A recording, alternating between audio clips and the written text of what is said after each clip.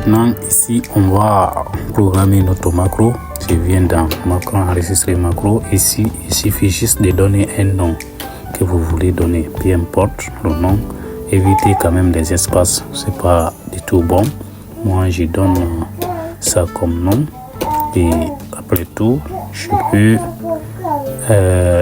faut pas oublier le nom. Pour le raccourci, je peux mettre CTRL-K. Et puis, je valide sur OK. Et je continue. Vous voyez déjà que macro a lancé.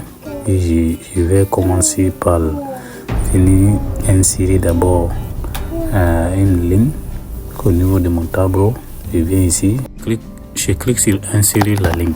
Parce que si on clique seulement sur la colonne, ça va vérifier très bien que c'est la ligne. Maintenant, on va vérifier que les données sont en place. Ici, monétaire. Ici, monétaire aussi, montant. Ici, c'est format date. OK.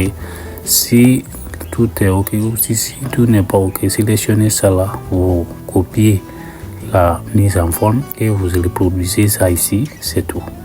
OK. J'espère que tout est OK maintenant. Par ici, monétaire. Ici, monétaire. Ici, monétaire. Ici, date. OK. Après tout, on va revenir maintenant dans notre tableau de bord. C'est ici on va copier les données pour aller coller de l'autre côté. Je sélectionne la date, je fais CTRL-C, je viens dans mon tableau, au niveau de date, je colle, je vais coller. Il ne faut pas faire CTRL-V, mais faire toujours comme ça, couleur spéciale, coller ici. OK. Maintenant, le montant, pour le montant, c'est bon. Pour la date c'est bon, j'y reviens aussi. Bon, je vais agrandir d'abord un peu. J'y reviens aussi dans mon tableau de bord. J'ai choisi le montant accumulé du jour. J'ai fait CTRL-C. Après, je reviens aussi dans mon tableau. Je colle ça ici, couleur spéciale. Et pour le montant de dépenses également, j'ai fait CTRL-C ici. Après,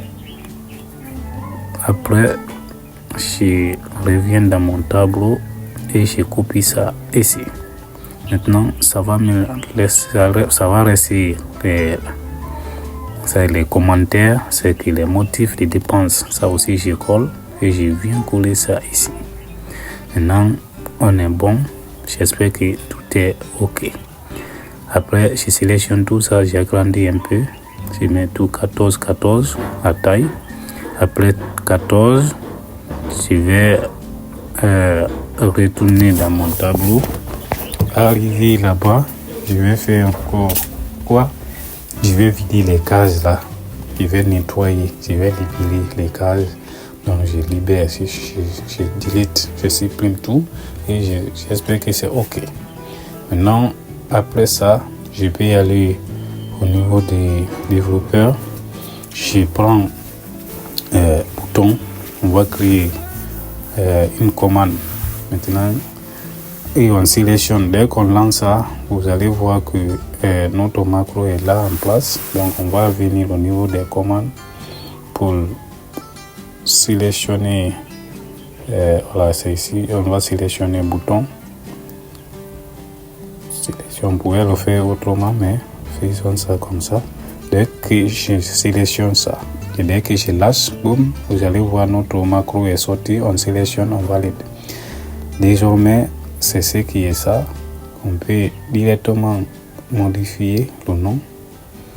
Je peux dire par exemple valider. Je peux, on va dire ça, on va écrire valider et tout est bon. Maintenant, on va essayer, on va remplir notre formulaire pour voir si tout est OK. Ici, je vais mettre quelque chose. J'écris ici 100 000. Ici aussi, je vais écrire, par exemple, pour la dépense, mettons 0. Motif, bon, comme il n'y a pas de dépenses, on peut laisser comme ça. Sinon, je peux dire RAS. OK. Bon, j'écris RAS. Après, je valide. Et il a effectivement fait ce que je viens de faire. Il a copié tout et il a collé de l'autre côté. Aussi, la formule est bien mise en place. Il est là à faire mes calculs automatiques. L'autre côté, là, on ne touche pas. Parce que ici, je vais voir les informations, combien je gagne par jour, combien on a dépensé. Si on vient dans le tableau, vous allez voir qu'il a bien copié, il a bien mis en forme 0. Et puis, dans le tableau de bord aussi, il a supprimé. Et ici, on peut faire maintenant autre chose. On va créer un bouton d'abord pour se retourner ici. On va encore ajouter autre élément. Et si je peux dire encore, je peux écrire 100 000. Ici, pour la dépense, je mets quoi? Je vais écrire 5563. Pour la dépense, je peux dire, j'ai acheté bonbon comme ça, ou bien, bon, je peux, voilà, on va écrire, j'ai acheté bonbon. Ok, voilà, ça, c'est pour savoir, pour pouvoir expliquer le motif de la dépense. Et je valide aussi. Vous allez voir que dans mon tableau de bord ici, tout est mis en place. On a maintenant accumulé 301 000.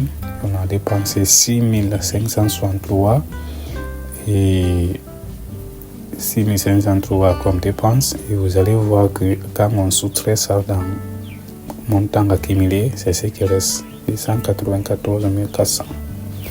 Ok, j'espère que vous avez très bien compris comment fonctionnent des macros. Merci d'avoir suivi.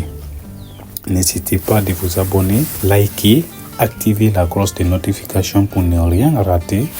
Je suis là pour vous. Merci. Ciao.